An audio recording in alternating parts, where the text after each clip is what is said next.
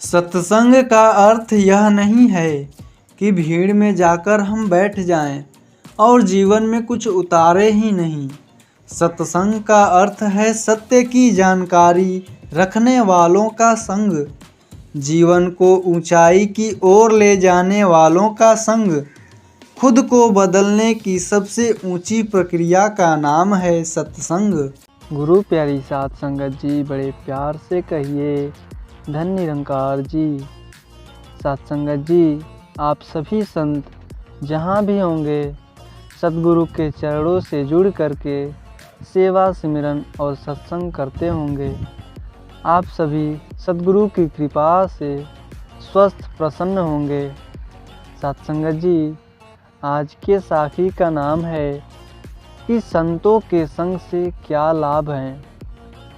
साध संगत जी, सुमिरन जो संतों के जीवन का आवश्यक अंग है, इसे भी हमको अपनाना है और आठों पहर तू ही निरंकार करके इस तू ही को अपने मन में बैठाकर अपने जीवन का आधार बनाकर अपना जीवन व्यतीत करना है।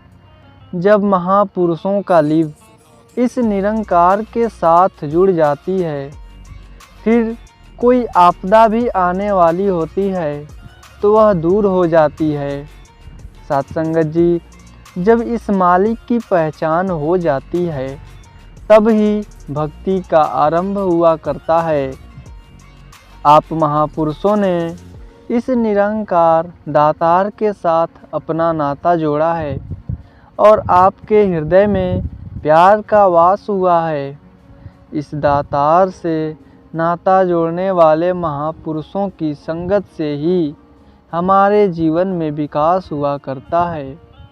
इस मिलाप को सत्संगति कहा जाता है। जो भी इस प्रकार साधु की संगत करता है, उसकी दृष्टि भी महान हो जाती है, उसका बोल भी महान हो जाता है। ऐसी अवस्था प्रदान करने के लिए साध संगत को महानता दी जाती है। वे संत जन महापुरुष धन्य हैं जो नित्य प्रति सत्संग करते हैं, सेवा करते हैं, सुमिरन करते हैं।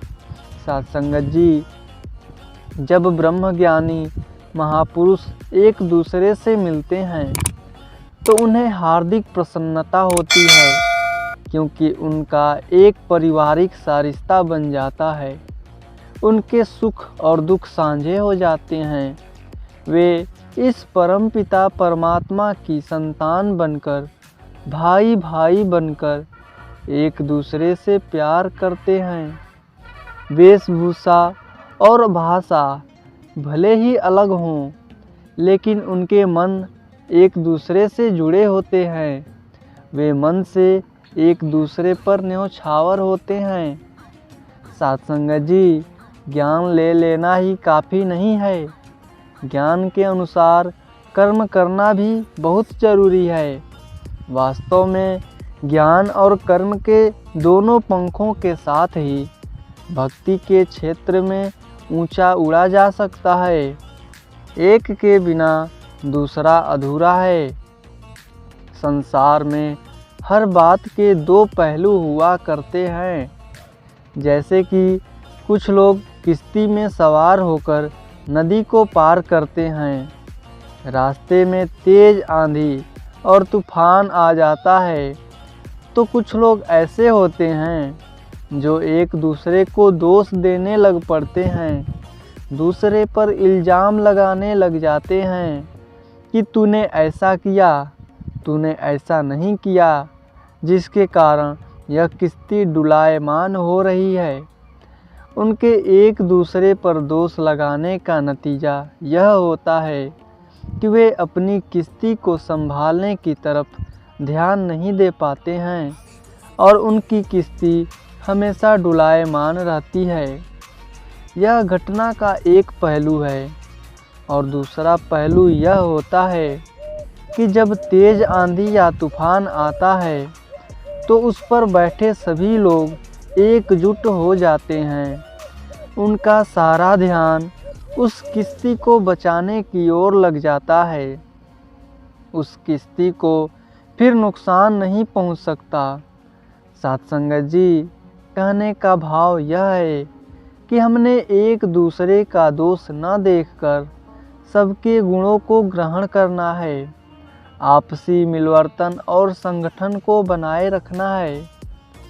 संत या महापुरुष किसी वेशभूषा का नाम नहीं है। संत महापुरुष उसी को कहा जाता है जो अपने प्रभु को अंग संग जानकर हर समय प्रभु की याद में डूबा रहता है। संत महापुरुष अपने सभी कर्तव्यों का पालन करते हुए इस संसार की मोह माया का प्रभाव ग्रहण नहीं करता है। महापुरुष अपने ऊपर सब कुछ सहन करके भी दूसरों को सुख ही देते हैं।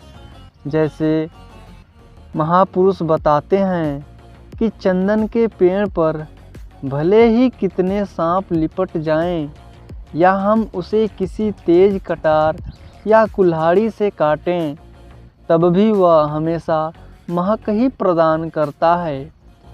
इसी प्रकार गुरुमुख का स्वभाव ही यह बन जाता है कि वह सदैव सबका भला ही मांगता है, भला ही करता है, चाहे जो भी परिस्थिति आ जाए। हमें संगत को बढ़ाने वाला काम करना है, सबका सखा बनना है, सबसे प्यार करना है। सत्संगत जी, बाबा अवतार सिंह जी ने एक बार संगतों से पूछा कि आपका सबसे बड़ा सखा और सबसे बड़ा दुश्मन कौन है? तो एक ने कहा कि जो हमारे सुख और दुख में काम आए, मीठी मीठी बातें करें, वही हमारा सखा है। इसी प्रकार और भी कई लोगों ने अपनी अपनी बात कही। तब बाबा जी ने कहा कि जो आपको साध संगत के साथ जोड़ता है, साध संगत पर आपका निश्चय दृढ़ बनाता है, वही आपका सबसे बड़ा मित्र है। और सबसे बड़ा दुश्मन वह है जो आपको साध संगत से दूर करता है। साध संगत से दूर करने का भाव यह नहीं कि कोई आपको कह देगा कि तुम साध संगत से दूर हट जाओ, गुरु से दूर हट जाओ।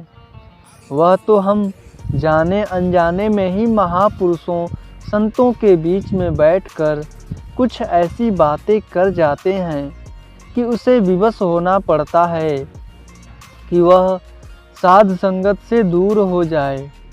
इसीलिए हमने खुद सोचना है कि हम सखा वाली बात कर रहे हैं या फिर दुश्मन वाली।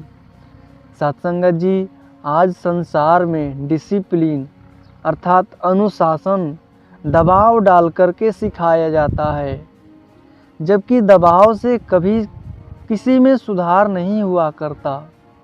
जब तक हृदय में चाहना नहीं होती, तब तक कोई तब्दीली नहीं आ सकती।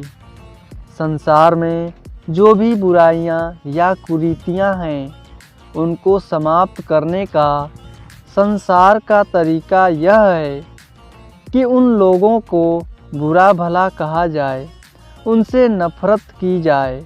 इस भावना को लेकर कितना भी जोर लगाने के बावजूद वे मसले वहीं के वहीं बने रहते हैं।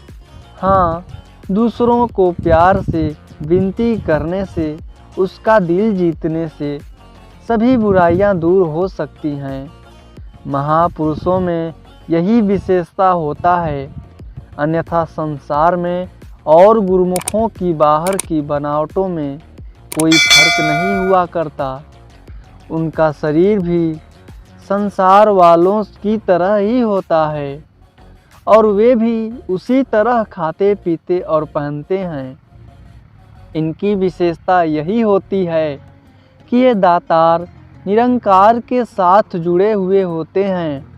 फिर इनके कर्म ऐसे बन जाते हैं जिनमें ऐसा दिखाई देता है कि ये गुरुमुख हैं। सत्संगत जी, सभी गुरुमुख गुरु के प्यारे होते हैं।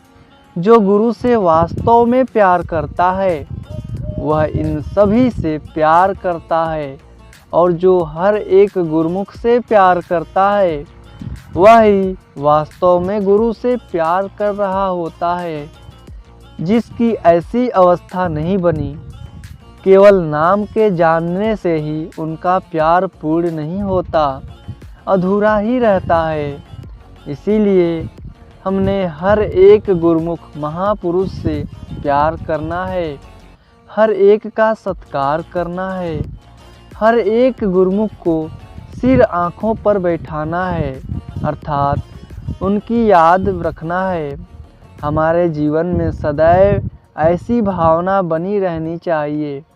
सत्संगत जी, गुरुमुख महापुरुष वही होता है जो गिरते को उठाना जानता है, डूबते को बचाना जानता है।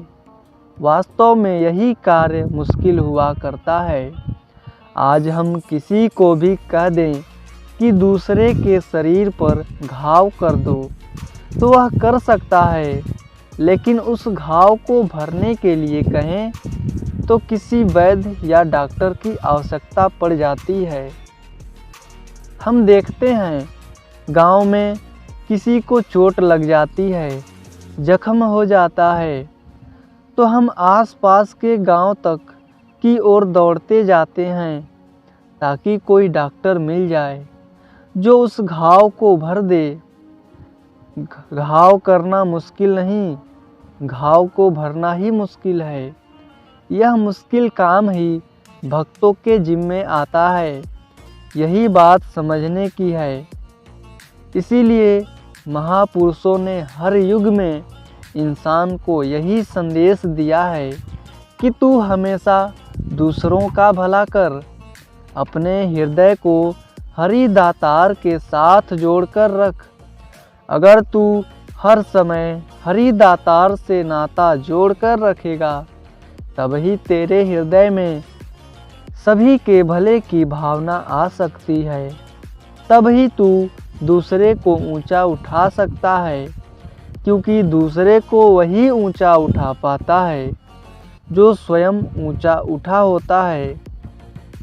सत्संगत जी, पुरातन समय में हजरत ईसा मसीह जी ने भी इंसान को यही पैगाम दिया था कि ऐ इंसान, अगर तू उसी को प्यार देता है जो तुझे प्यार करता है, तो कोई बड़ी बात नहीं है।